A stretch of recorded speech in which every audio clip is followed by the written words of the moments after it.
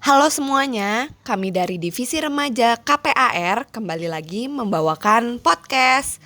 Kali ini kita akan membahas tentang salah satu isu yang cukup menggemparkan beberapa minggu lalu, yaitu isu pelecehan seksual siswa SMK.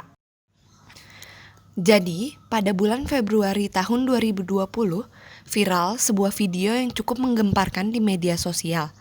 Video itu merekam seorang siswa SMK yang sedang dilecehkan oleh teman-teman sekelasnya. Kejadian tersebut berlangsung di dalam kelas. Setelah dicari tahu, didapati bahwa kejadian tersebut terjadi di salah satu sekolah di Sulawesi Utara. Hal ini benar-benar memprihatinkan. Terlihat bahwa teman korban yang terdiri dari 5 orang ikut andil dalam kejadian tersebut. Salah satu di antaranya menggerayangi tubuh korban, sedangkan yang lain memegangi tangan dan kaki korban agar tidak bisa berusaha untuk kabur. Korban hanya bisa pasrah dan tidak mampu untuk melawan karena tangan dan kakinya ditahan oleh teman-temannya yang lain. Ironisnya, tidak ada satupun yang berusaha membantu korban. Bahkan, salah satu temannya yang sesama perempuan justru ikut terlibat dalam pelecehan tersebut alih-alih melindungi korban. Dilansir dari gridhype.id, pelaku yang menggerayangi tubuh korban mengatakan bahwa perbuatannya tersebut hanya bercanda atau iseng saja.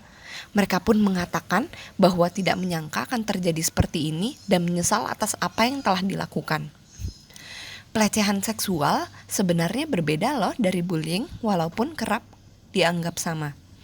Pelecehan seksual sendiri memiliki definisi, yaitu melibatkan jenis kelamin dan gender. Selain itu, definisi secara hukum juga membedakannya dengan bullying. Ini menurut Hill dan Curl pada tahun 2011. Menurut Apriliana tahun 2018, korban pelecehan seksual dapat mengalami gangguan fisik dan psikologis. Efek psikologis apa sih yang bisa diterima? Nah, efek psikologis yang dapat dialami oleh korban diantaranya adalah menjadi inferior, mentalnya terganggu, trauma, tidak semangat, dan tersakiti. Dikutip dari Gruber dan Vineran tahun 2007 serta Apriliani tahun 2018. Ada pula efek emosional yang buruk terjadi pada korban, seperti amarah, tidak nyaman, cemas, self-esteem yang rendah, merasa dirinya kotor dan kaget. Ini dikutip dari Apriliana tahun 2018. Dalam kasus ini, yang terjadi adalah pelecehan seksual secara fisik, di mana melibatkan bentuk fisik seperti memegang atau menggerayangi tubuh korban. Kurangnya edukasi seksual menjadi salah satu faktor penyebab kasus ini. Nah, gimana sih cara ngatasinnya? Ada beberapa cara nih yang bisa kita lakukan untuk mengatasi pelecehan seksual, yaitu pertama, membalas catcalling yang diberikan kepada kita. Apa sih catcalling? Nah, catcalling dapat berupa siulan, panggilan, serta seruan. Ketika ada orang yang melakukan catcalling, kita bisa saja menjawabnya dengan ketus karena jika kita biarkan saja, catcalling itu akan terus-menerus berlangsung. Yang kedua, semprotan lada atau minyak angin.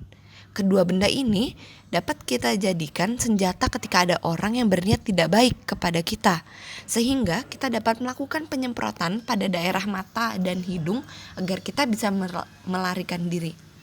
Yang ketiga, melaporkan kejadian pelecehan seksual yang terjadi kepada pihak sekolah, seperti wali kelas, guru yang bertugas, guru bimbingan konseling, dan sebagainya. Yang keempat, bekali diri dengan bela diri. Hal yang dapat kita lakukan adalah menendang, memukul, dan lain-lain. Tetapi pastikan itu dilakukan untuk membela diri kita,